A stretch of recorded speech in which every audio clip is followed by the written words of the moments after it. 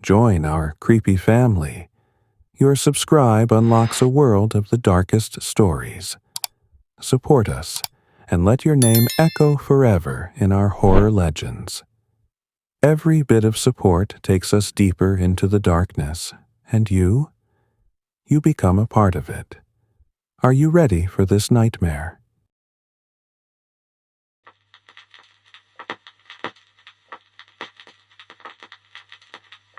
Working from home used to feel like freedom. Now, these walls are closing in on me, and I can't shake this feeling anymore. But let me start from the beginning, from when my apartment still felt safe. 3 weeks ago, my daily routine was simple. Wake up, make coffee, open my laptop, and spend hours designing websites for clients while sitting cross-legged on my couch. I'd often catch myself staring out at the old maple tree whose branches nearly touched my window, watching its leaves dance in the breeze. The first time it happened, I was stretching after a long day of coding.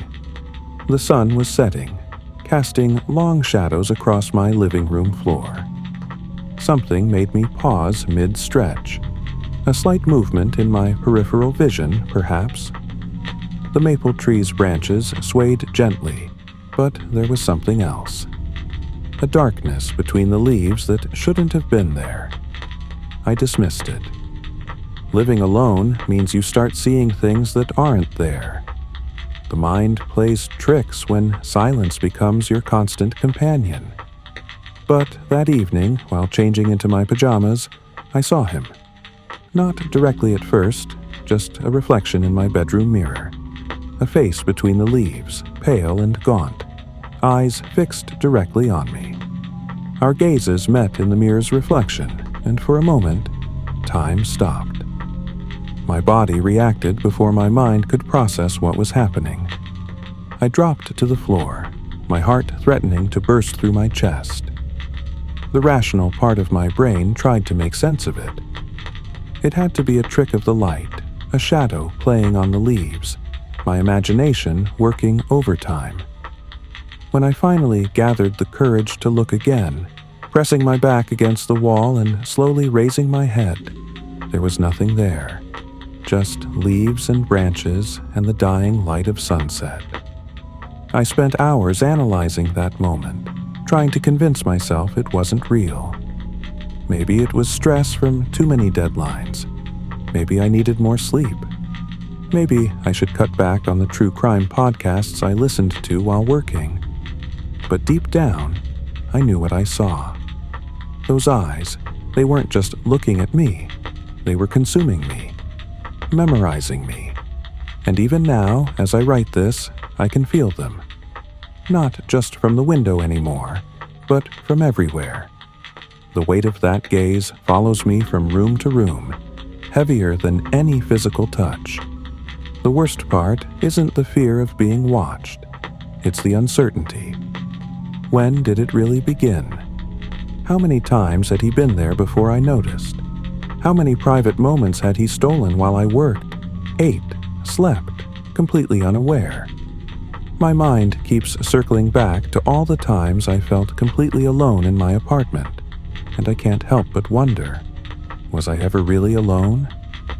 The sunlight that once made my apartment feel like a perfect workspace now feels like a spotlight, exposing me.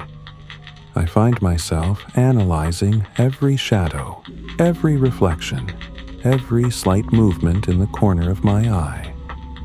The maple tree that I once found beautiful now looks like a ladder to my window, its branches reaching toward me like grasping fingers. Tonight, as I sit here typing this, my back pressed firmly against the wall where no windows can expose me, I keep thinking about how many other women might be living their lives, working, sleeping, existing, while unknown eyes consume their private moments. How many of them feel that something's off but dismiss it? How many catch glimpses but convince themselves they're being paranoid? I don't want to close my eyes, because every time I do, I see his face in my mirror, that moment when our eyes met, and I realized that my private world had never really been private at all. The safe space I built for myself was just an illusion, as fragile as the glass in my windows that separate me from whatever waits outside. My apartment transformed overnight. Every window became an eye, every reflection a potential glimpse of that face. I started working from my kitchen table instead of my beloved couch, positioning my laptop so my back faced the wall. The curtains stayed drawn, turning my once sunlit home into a dim cave where I could hide. The darkness brought its own torments. Without natural light, the shadows grew longer, deeper. My eyes started playing tricks on me, or at least I desperately hoped they were tricks. Movement in dark corners, shapes that shouldn't be there. The soft rustle of leaves outside my window became footsteps, breathing, the sound of someone shifting their weight on the fire escape. Sleep became my enemy. I'd lie in bed, staring at the ceiling, my ears straining to catch any sound that didn't belong. The normal creaks and groans of the building morphed into something sinister. Was that the wind, or someone testing my window locks? The neighbor's TV, or someone trying to mask their movements? I started researching obsessively. Forums about stalkers, security camera reviews, police reports about voyeurs in my area. The hours I should have spent working disappeared into a rabbit hole of other people's horror stories. Every account I read felt like a mirror reflecting my own experience, but none offered the answers I needed. The police wouldn't help. I knew that without trying. What could I tell them? That I saw a face in my window? That I felt watched? They'd give me the same advice I'd read 100 times online. Document everything, install cameras, get a restraining order if you know who it is. But how do you document a feeling? How do you prove the weight of unseen eyes? My search for answers led me to walk the streets around my building. I told myself I was being proactive, looking for evidence, for cameras, for signs that someone had been watching my window. But really, I was looking for him.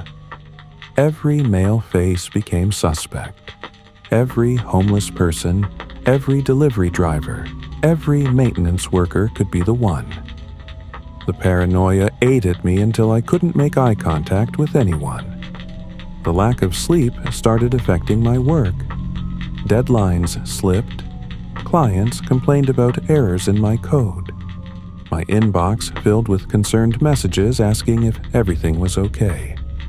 How could I explain that I spent my working hours jumping at shadows? That every notification sound made me think someone was trying to get in? The worst moments came in the bathroom. Something about the vulnerability, the intimacy of that space, made the feeling of being watched intensify. I started showering in the dark, rushing through my routine with my skin crawling. The mirror became an enemy. I covered it with a towel after too many times, catching what looked like movement in its reflection. My neighbors noticed the change in me. Mrs. Henderson from across the hall asked why I stopped tending to my window boxes. The plants were dying, she said, just like the old maple tree whose branches I'd finally convinced the building manager to cut back.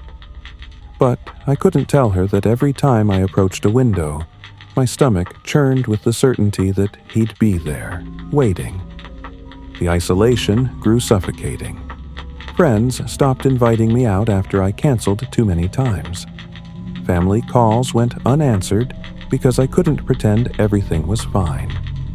My world shrank to the size of my apartment, and even that felt too exposed. I started sleeping in my closet, surrounded by walls with no windows, no way for anyone to see in. But even there, in the smallest, darkest space I could find, I couldn't shake the feeling of being observed. Every night, I told myself I was being irrational, that I'd built this prison of fear around one moment, one glimpse that might not have even been real.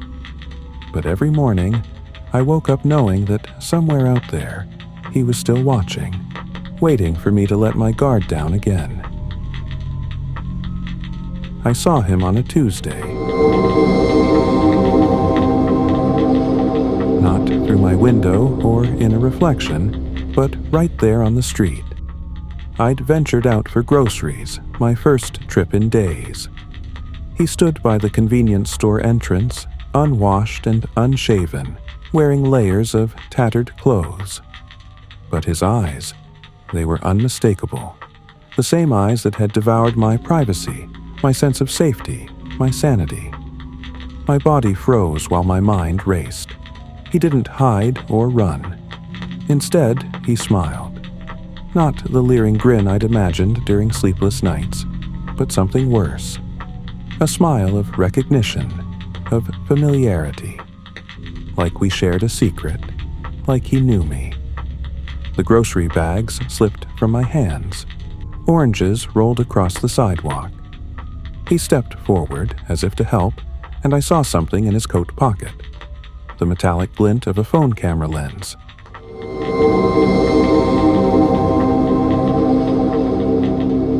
My stomach heaved as images flashed through my mind. How many photos? How many videos?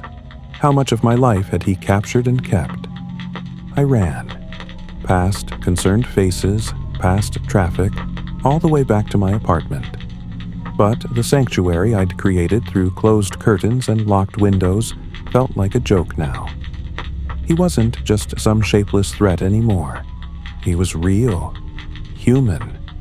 Someone who walked these streets, who knew where I lived, who had probably followed me home countless times before. That night, I found myself scrolling through local community forums, missing person reports, crime statistics, news articles about stalking cases. Nothing. No warnings about a homeless man with a camera. No reports of window peeping. No evidence that anyone else had experienced what I had. The rage came suddenly, replacing fear with something hotter, sharper. Why should I hide? Why should I let him turn my home into a prison while he walked free? The police wouldn't help. I still had no proof. But I had something else. My voice. I opened my laptop and started typing. Everything. The first sighting, the sleepless nights, the way fear had reshaped my world, the moment of recognition outside the store. I posted it everywhere. Neighborhood forums, social media, local news comment sections. I included his description, his location, his habits. No accusations I couldn't prove. Just my story. My truth. The responses came quickly. Other women in the area sharing similar experiences. Different buildings, different windows, same watching eyes. Some had caught glimpses of him. Others had only felt his presence. Each story validated my own, turned my isolated terror into something shared, something real. He disappeared after that. Maybe the exposure scared him off. Maybe he found new windows, new victims. I'll never know. But something changed in me. The fear didn't vanish. It just transformed. Now, when I feel watched, I watch back. I've become hyper-aware of the vulnerable spots around my building, the places someone could hide. I post warnings. I share updates. I've connected with a network of women who understand, who keep watch, who share their own stories. My curtains are open now. The light streams in, harsh and revealing. Let him look. Let him see that his power came from silence, from isolation, from the dark spaces we create when we're too afraid to speak. My privacy is still gone, but now it's on my terms. I choose what to expose, what to share, what to illuminate. Sometimes at night, I still imagine him out there, phone in hand, collecting moments of other women's lives like twisted souvenirs. But I'm not hiding anymore. My story is out there now, a warning light in the darkness. And maybe, just maybe, it will help someone else recognize those watching eyes before they steal too much.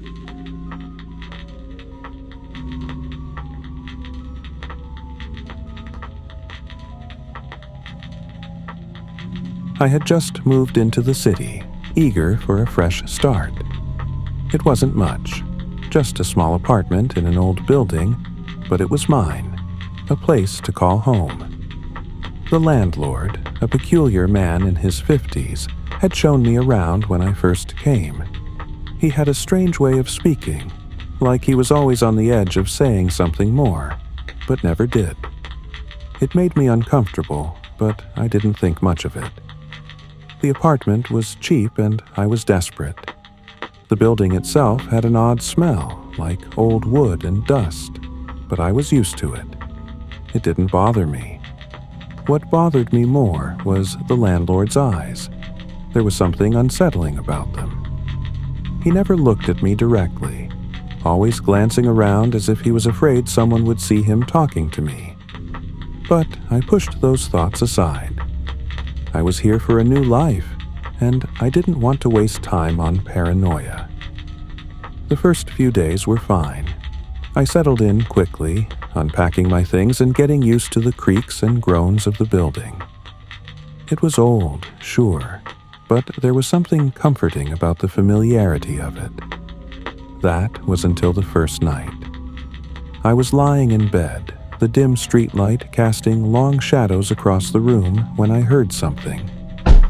A soft thump, like someone had dropped something on the floor. At first, I thought it was the building settling, but then I heard it again, closer this time.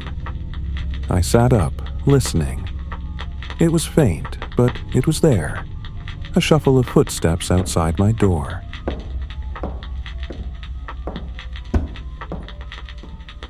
I tried to brush it off, telling myself it was just my imagination. But when I got up to check, I saw something that made my blood run cold. The hallway outside was empty, but the landlord's door, just across from mine, was ajar. I stood there for a moment, unsure of what to do, before I decided to close it. As I reached for the door handle, I felt something brush against the back of my neck. I turned quickly, but there was nothing there. That night, I couldn't sleep. Every creak, every sound seemed amplified. The building felt alive, as if it was watching me. I tried to ignore it, but deep down, I knew something was wrong. I didn't know what it was yet, but I could feel it. The air felt thick, like something was lurking just out of sight. The next day, I woke up with a pounding headache. I didn't feel like going anywhere, so I decided to stay in and rest. I couldn't explain why, but the thought of leaving the apartment that day made me uneasy. It wasn't the headache. It was something else, something that I couldn't put into words. I was sitting on the couch, trying to distract myself with a book, when I heard the knock at the door. It was the landlord. He didn't announce himself, just knocked and waited. I didn't want to answer, but I had no choice. When I opened the door, he was standing there, staring at me with those same strange eyes. I thought I'd check on you. Everything all right? I nodded, trying to hide my discomfort. Just a headache. I'm fine. But something about the way he looked at me made me feel trapped. I couldn't explain it, but it was as if he knew I wasn't being honest. He stood there for what felt like an eternity before he finally turned and walked away, his footsteps echoing down the hallway. I closed the door and locked it, my heart racing. I didn't want to stay in that apartment any longer, but I had no choice. I had nowhere else to go. So I sat there, listening to every sound, waiting for something to happen. That night, the noises came again, but this time they were different.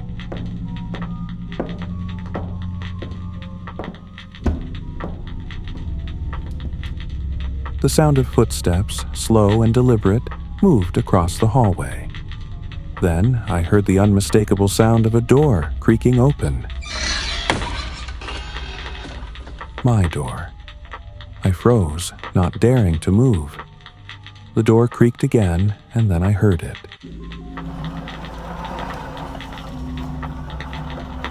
The soft scrape of something being dragged across the floor. It was coming from inside my apartment. My breath caught in my throat. Someone was in there with me. I didn't know what to do. I had to get out, but I couldn't move. I had to stay quiet to make sure they didn't hear me. I grabbed my phone and, with trembling hands, started recording. The screen was dim, but I could see enough to make out the shadow moving across the floor. It was him, the landlord. I watched in horror as he entered my apartment, slowly and methodically. He didn't speak, didn't make a sound, just moved through the space like he owned it. I stayed as still as I could, praying he wouldn't find me. After what felt like hours, he finally left, his footsteps retreating down the hallway. I didn't sleep that night. I couldn't. I didn't know what he was doing in my apartment, but I knew it wasn't good. I had to leave. I couldn't stay there anymore. I couldn't stay in that apartment any longer. I grabbed what I could, packed quickly, and left. There was no second guessing this time. I couldn't be there anymore, not with everything that had happened. The apartment had become a place of fear, and I couldn't shake the thought that it wasn't just the landlord I had to escape from, but something deeper, something I didn't fully understand. I went to my friend's place that day. I didn't want to be alone, not after everything that had happened. I needed a safe space, somewhere I could clear my head. My friend didn't hesitate to let me stay, and when I showed her the video of the landlord entering my apartment, she believed me immediately. She was shocked, angry, and scared for me. She even told me that I should have reported it to the authorities right away. The support I got from her and others I talked to was comforting, even if it didn't completely ease the anxiety gnawing at me. They all believed me. They saw the video. There was no question about what had happened. I wasn't crazy. I wasn't overreacting. I had evidence. The only thing I could think about now was getting out for good. I didn't want to go back there, didn't want to even set foot in that building. I knew I had to leave everything behind, but I also knew I couldn't let this experience be for nothing. I couldn't let him do this to anyone else. I warned everyone I could. I told my friends, shared the story with anyone who would listen. I knew it wasn't enough, but it was all I could do. I couldn't shake the thought that there were more people like me out there. People who might end up in the same situation. Maybe they wouldn't be as lucky as I was to get out in time. I wanted to make sure they were prepared, that they didn't ignore their instincts the way I did. I don't know if anyone will ever take it seriously, but I couldn't sit back and pretend it was over. Maybe the fear would fade with time, but the truth was that something was wrong with that place. I couldn't just forget about it.